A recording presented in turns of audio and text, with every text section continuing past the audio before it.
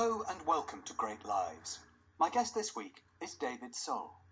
After appearing as a villainous motorbike cop in Clint Eastwood's Magnum Force, David landed the role of Ken Hutchinson in the 70s cult cop show Starsky and Hutch.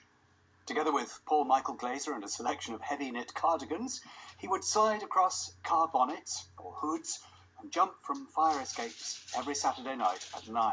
This newfound celebrity, he's begged me not to say the words teenage pop idol, so I won't, gave him the chance to return to his first love, music.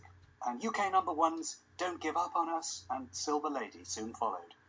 David's been singing and acting ever since, more recently taking the title role in the controversial stage show Jerry Springer, the opera.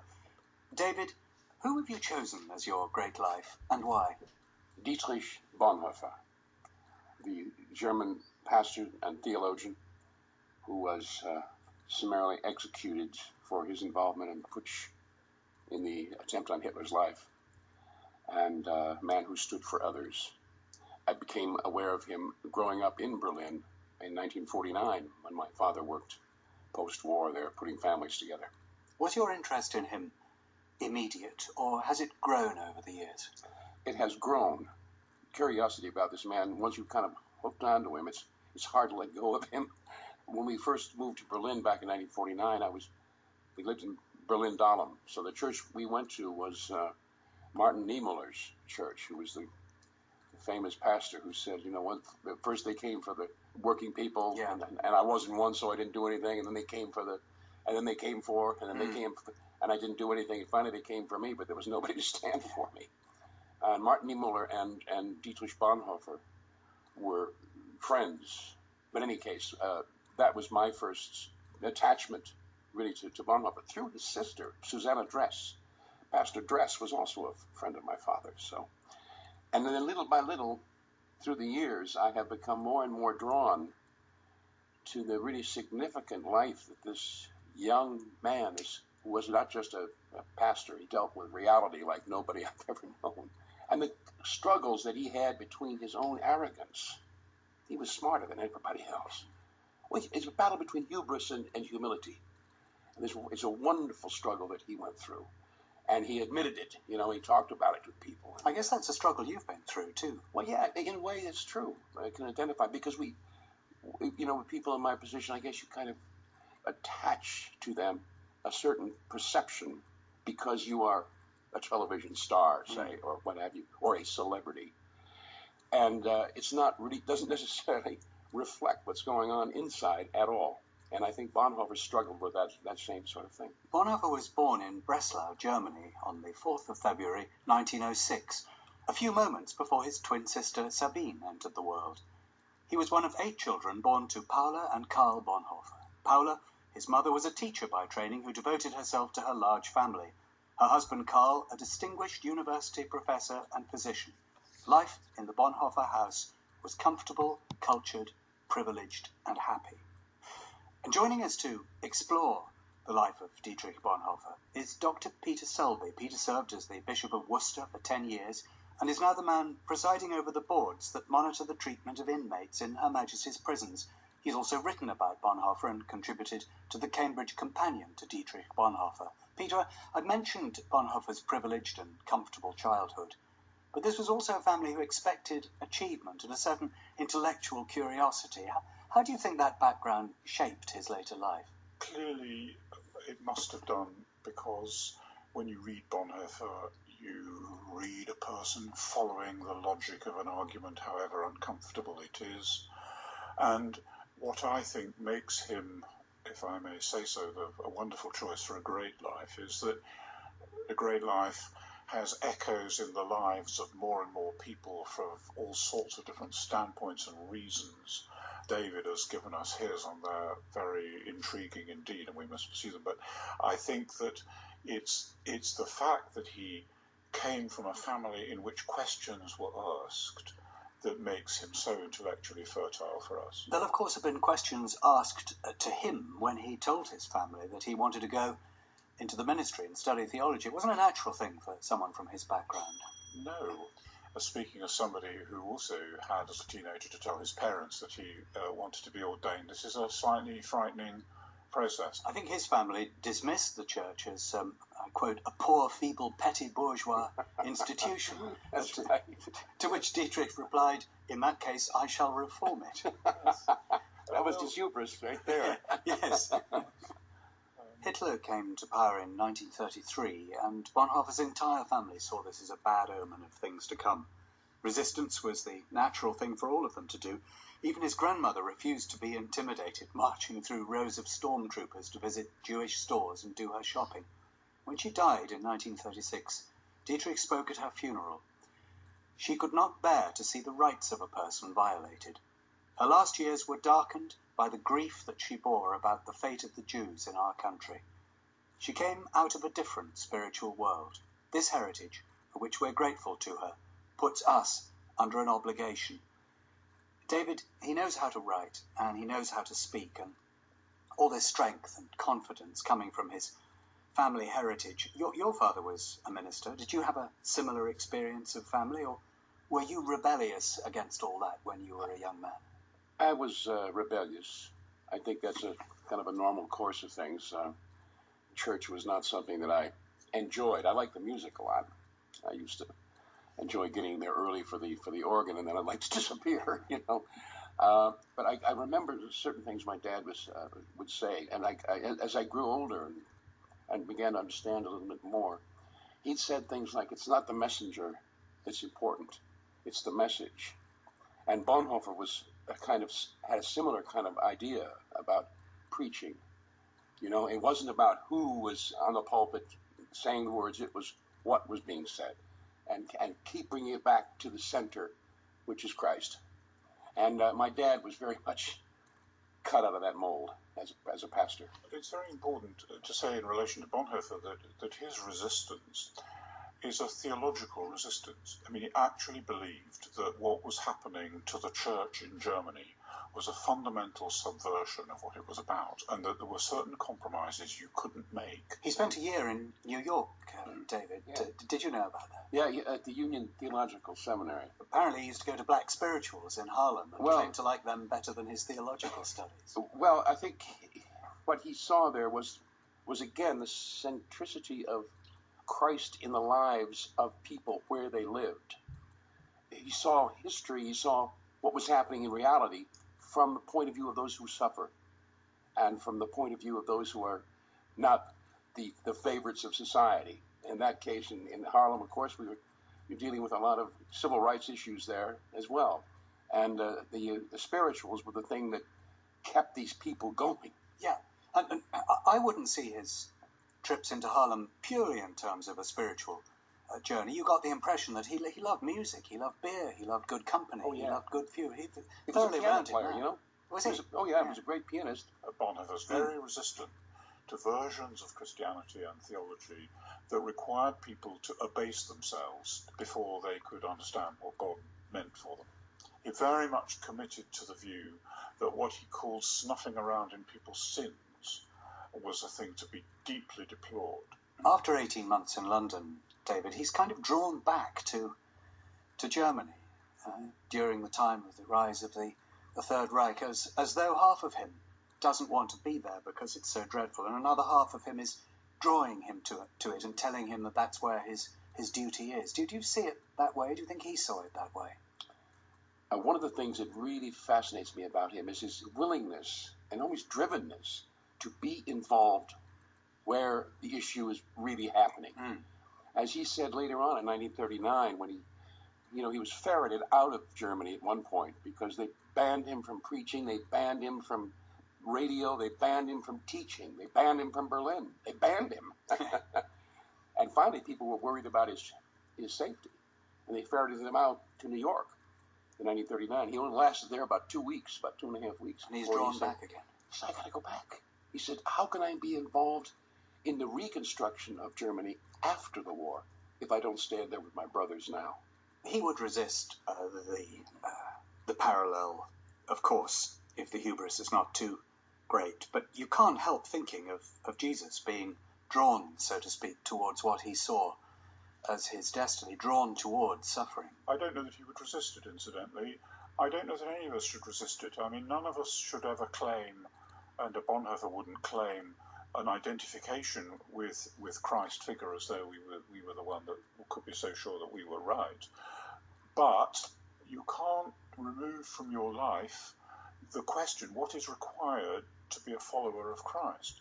And to be a follower of Christ does involve some of the gospel impulses of staying away. I mean, there were times when Jesus said, my hour's not yet come, this is not the time. And the times when you say, actually, there's no choice now. This is the way I have to go. David, your father worked with refugees in Berlin after the war. Was Bonhoeffer a role model to Christians as early as that? Or was your father and others like him influenced by his example? The people that Dad worked with, or the colleagues that Dad had, were people who had been involved during the war in the resistance.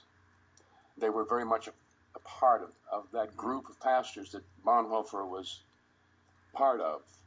And now we were in a period of reconstruction. It was just sad that Dietrich didn't make it, But Dad's job was really to work with the church in East Germany. So he became sort of a double agent in a way, the same way that Bonhoeffer had become a double agent. The more I talk about him, the more I see my dad involved in some of this too. But he, he went under the auspices of the U.S. government as religious affairs advisor to the U.S. Commission in West Berlin. And then he gained an entree into East Germany to administer to the various church communities in the East. And the GDR, the government, didn't want to come down on the church because they knew they would have an incredible reaction to them doing that. The church at that point became the strongest instrument against the communist incursion into their lives, as opposed to what it was during the Second World War, where the church gave itself away to Hitler. So there were a lot of people that Dad worked with who were part of that early resistance during the war, who were actively involved in Reconstruction. Moving from his activism to his theology, which I persist in thinking one must examine. One of his most famous phrases is religionless Christianity. Here's his close friend, Eberhard Bethke, talking about that phrase during an interview recorded in 1970. By religionless interpretation of the gospel, he meant the true essence of the figure of Christ and my relation to it. And he wanted to free it from all the layers of history, the privilege of the churches, which has destroyed the real essence of the gospel, the metaphysical, dogmatic dressing of the gospel, which was make a very expensive ticket to enter Christianity. Religionless Christianity meant for him an interpretation and living out of the message without these century-long dressing. Peter, he's very quotable, isn't he? He writes of living in the world as though God did not exist, most famously using the phrase, God lets himself be pushed out of this world and onto the cross. And I remember my childhood in a multiracial school in Swaziland in southern Africa in the 1960s, when it was fairly brave to be a multiracial school in those days, and our headmaster was always quoting Bonhoeffer and reading Bonhoeffer's prayers. And one can understand why everybody from anti-apartheid activists to anti-abortion advocates of direct action can find something in Bonhoeffer to latch onto.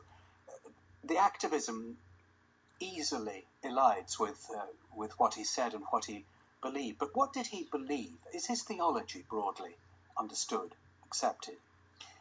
It's an area of very continuing debate, and that's a good sign of a great theology, just as it is a good sign of a great life, that different people pick up different things out of it. There's no theologian more qualified to be a patron saint of getting your hands dirty. And I think that's one of the finest things about it. I mean, that in the end of the day, actually speaking, preaching, talking is not enough. No. It's when you face the ambiguities, and of course the resistance to Hitler was full of those ambiguities. Of course, one could make the opposite argument and say the resistance to Hitler is not enough. And I'd like to ask you this, David. It's a difficult question because I'm not sure that if even the life of Jesus Christ survives the question. But if you remove from Bonhoeffer the personal courage, if you remove the bravery, if you remove the suffering, the awful things that happened to him, Is there in his theology, is there in his argument, anything that remains important? I don't know that you can separate his theology from his actions.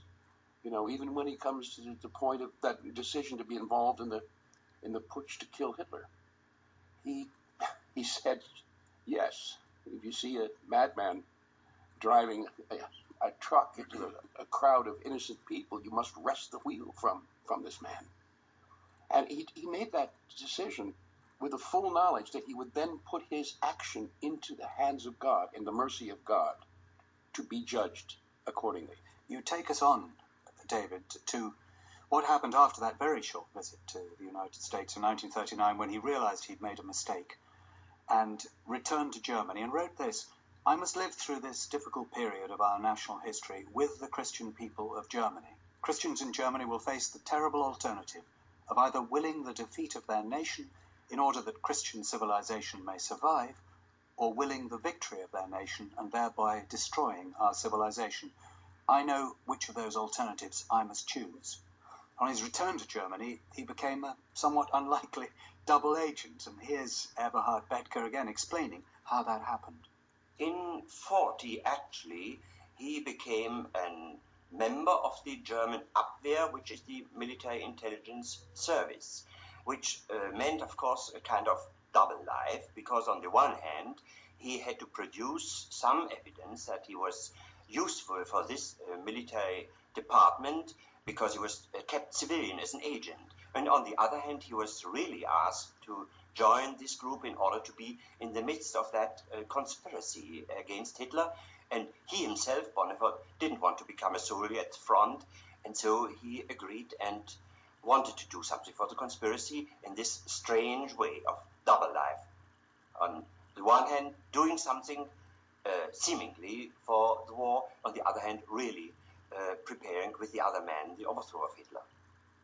I'm Matthew Paris, and you're listening to Great Lives, where David Soul has chosen the life of Dietrich Bonhoeffer, and we're joined by Dr. Peter Selby. I just wonder whether a part of him didn't slightly enjoy all this, acting as a double agent, knowing that his life was now in danger, believing that he had a mission. Isn't it a little tiny bit thrilling, David? I think you've seen too many detective stories. I don't see it that way at all. The fear of the unknown often makes you anxious. I wouldn't put it in the category of daring do, that's for sure. The inner motivations of people probably fascinate us too much. I mean, the issue with Bonhoeffer is what he actually did and how he actually lived. We know that he was also a great lover of life. We know that he had a relationship with Maria von Wedemeyer. And I did actually want to ask you about Maria von Yes. Wedemeyer, because I think he became engaged to her shortly before he was arrested. Is that right? Yes, that's right. She was 17 years old and he was 37. Yes. She had been confirmed by him, and then they fell in love. And can you imagine bringing a 17-year-old girl, 20 years younger than you, back to your parents? Wow, I just, but she was just in your classes. Dietrich, what are you doing?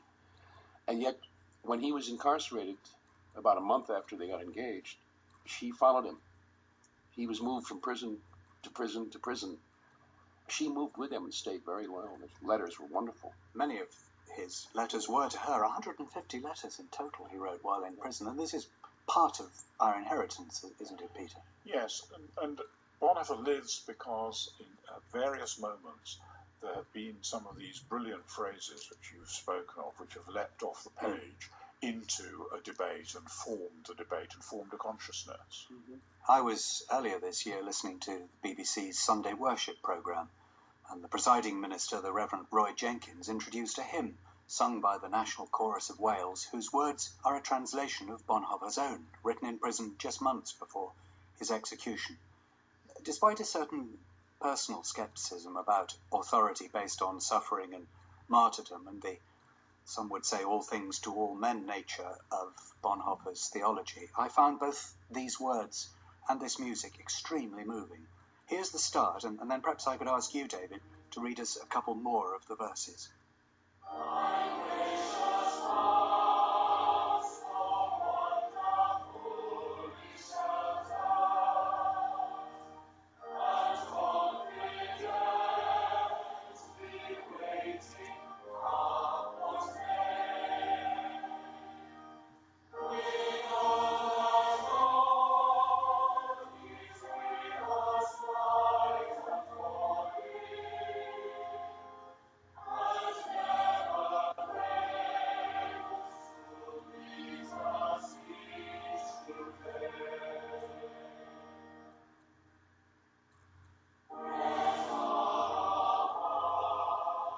Yet is this heart by its old foe tormented.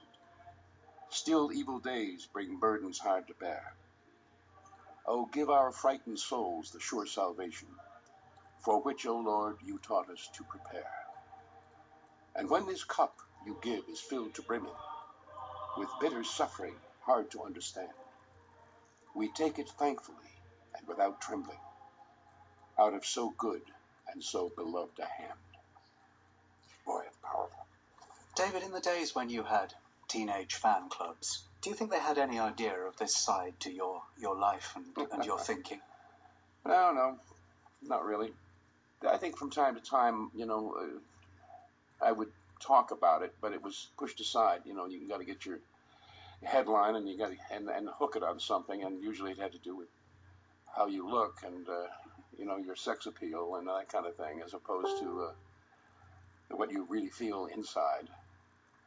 I think that's what I was talking about earlier at the very beginning, is one of the reasons I relate so strongly to a guy like Bonhoeffer. I think you get very fond of him as well as all the intellectual ferment that I find in him as well.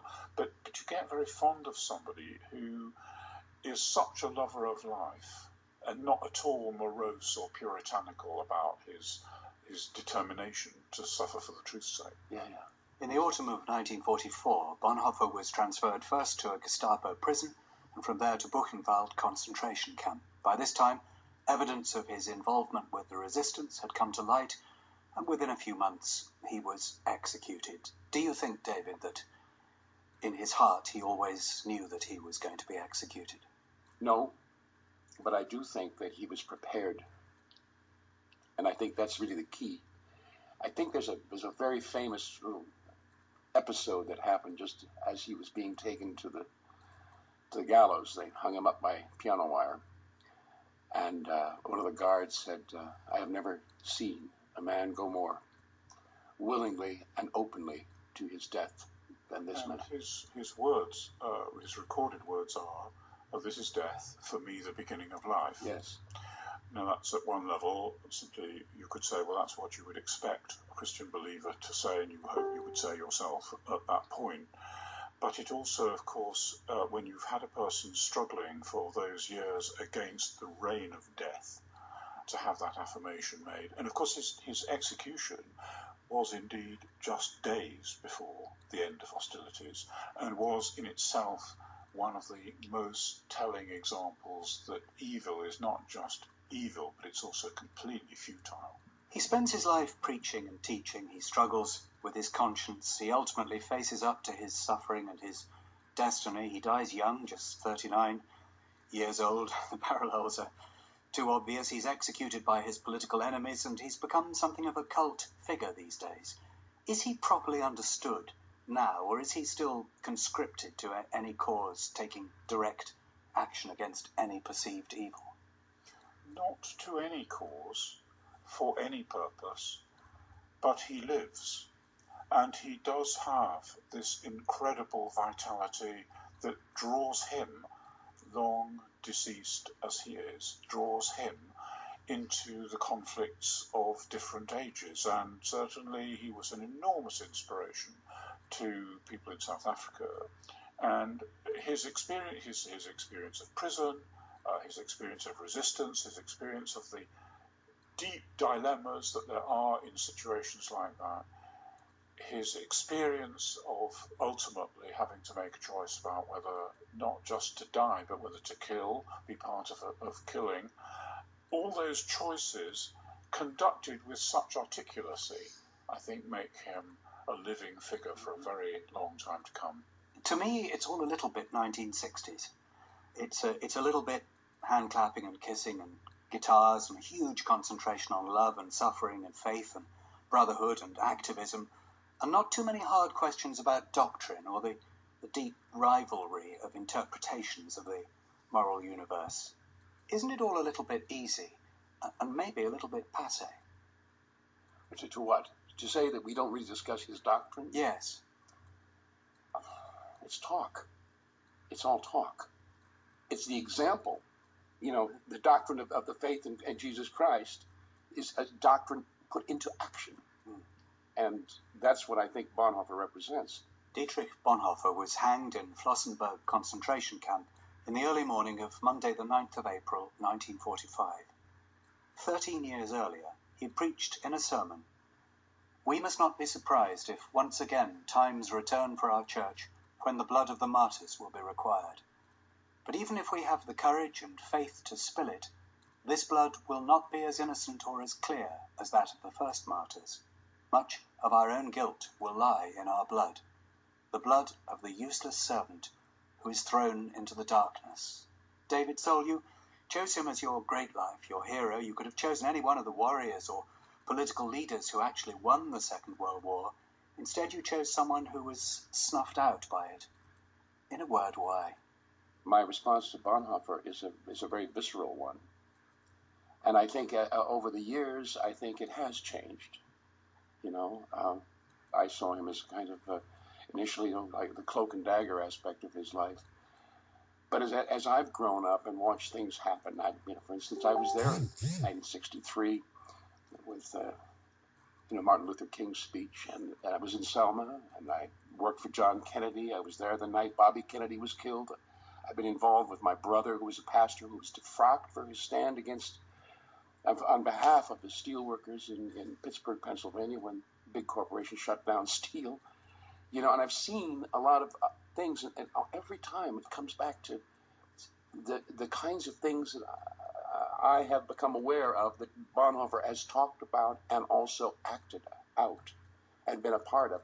And he constantly comes back to the centrality of Christ and this religionless Christianity. And this is one of the reasons that I ran away from the church for so long was because of all the accoutrement and the doctrine and the stuff.